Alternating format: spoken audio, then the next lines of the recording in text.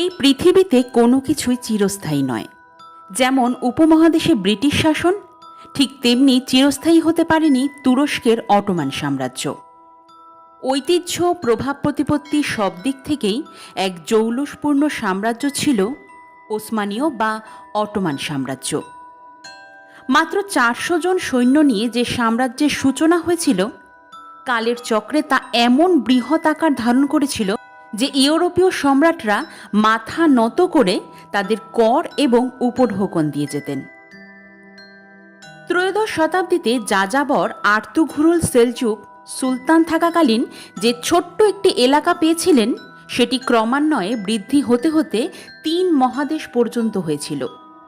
কিন্তু যোগ্য শাসকের অভাবে একদিনে না হলেও ধীরে ধীরে ভেঙে পড়ে এই শক্তিশালী অটোমান সাম্রাজ্য।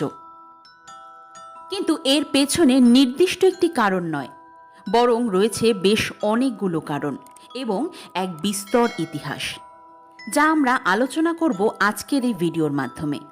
তাই ভিডিওটি প্রথম থেকে শেষ পর্যন্ত অবশ্যই দেখবেন। কিন্তু তার আগে আপনারা যারা এই চ্যানেলে নতুন দর্শক, তারা অবশ্যই চ্যানেলটিকে সাবস্ক্রাইব করে পাশে থাকা বেল আইকনটি প্রেস করে অল নোটিফিকেশন অন করে রাখবেন। অটোমান সাম্রাজ্যের সর্বশ্রেষ্ঠ সুলতান ছিলেন প্রথম সুলেমান, যিনি এই সাম্রাজ্যকে নিয়ে গিয়েছিলেন সাফল্যের চূড়ান্ত শিখরে। তিনি যেমন ছিলেন অভূতপূর্ব একজন ব্যক্তি, তেমনি তার নীতিবোধ ছিল ত্রুটিহীন। তিনি সর্বদাই মেধা এবং যোগ্যতাকে গুরুত্ব দিয়ে তার রাজকর্মচারী নিয়োগ করতেন। সেই কারণেই অটোমান সাম্রাজ্যের এক অবিচ্ছিন্ন অংশ হতে পেরেছিলেন রুস্তম পাশা, ইব্রাহিম পাশা এবং সকুলো পাশার মতো দক্ষ এবং যোগ্য উজির। কিন্তু সুলতান সুলেমানের দুটি সিদ্ধান্ত এই সাম্রাজ্যের ভাগ্যে দুর্ভাগ্য বয়ে নিয়ে এসেছিল। বৃহৎ এবং শক্তিশালী অটোমান সাম্রাজ্যের সবচেয়ে দক্ষ এবং যোগ্য শাসক প্রথম সুলেমান নিজের উত্তরসূরি নির্বাচন করতে গিয়ে এক অদক্ষতার পরিচয় দিয়ে ফেলেছিলেন।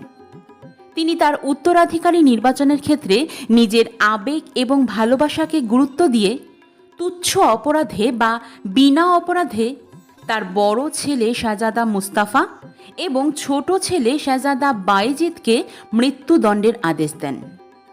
কিন্তু তারা দুই ভাই ছিলেন বাবার মতোই সাম্রাজ্য পরিচালনা এবং সাম্রাজ্যের বিস্তৃতি ঘটানোর মতো গুণাবলীর অধিকারী। এদের পরিবর্তে তিনি নিজের উত্তরাধিকারী মনোনীত করে যান শাহজাদা সেলিমকে।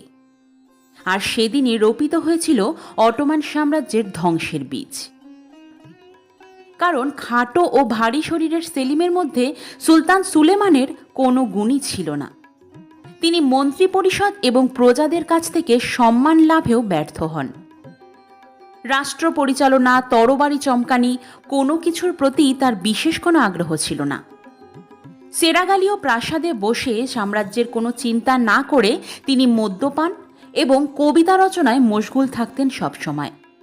সেই সময়ই অটোমানরা লেপান্তের যুদ্ধে ভেনিসীয়দের কাছে সবচেয়ে বড় পরাজয়ের মুখোমুখি হয়েছিল।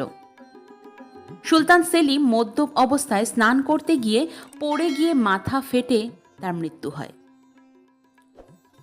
সেলিমের পুত্র সুলতান তৃতীয় মুরাদ ছিলেন অর্থ এবং নারী লোভী। সোনার প্রতি তার এমন লোভ ছিল যে তিনি ধন সম্পদের ওপর শুয়ে ঘুমোতেন।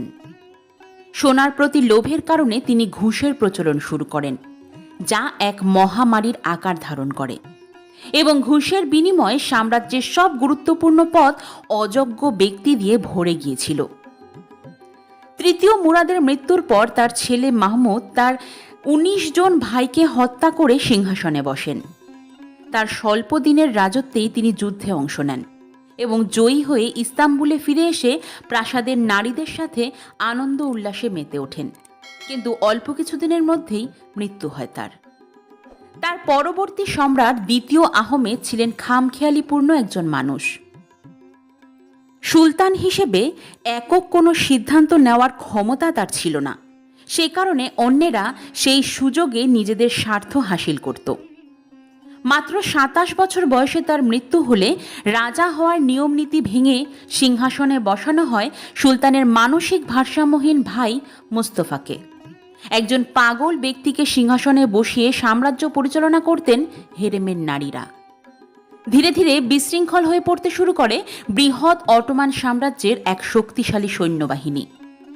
যেহেতু ক্রমাগত শাসকেরা অযোগ্য এবং যুদ্ধবিমুখ ছিলেন, সে কারণে বিশাল সৈন্যবাহিনী বেকার হয়ে পড়ে এবং তারা নানা বৈধ এবং অবৈধ কাজের সাথে নিজেদেরকে যুক্ত করে ফেলে।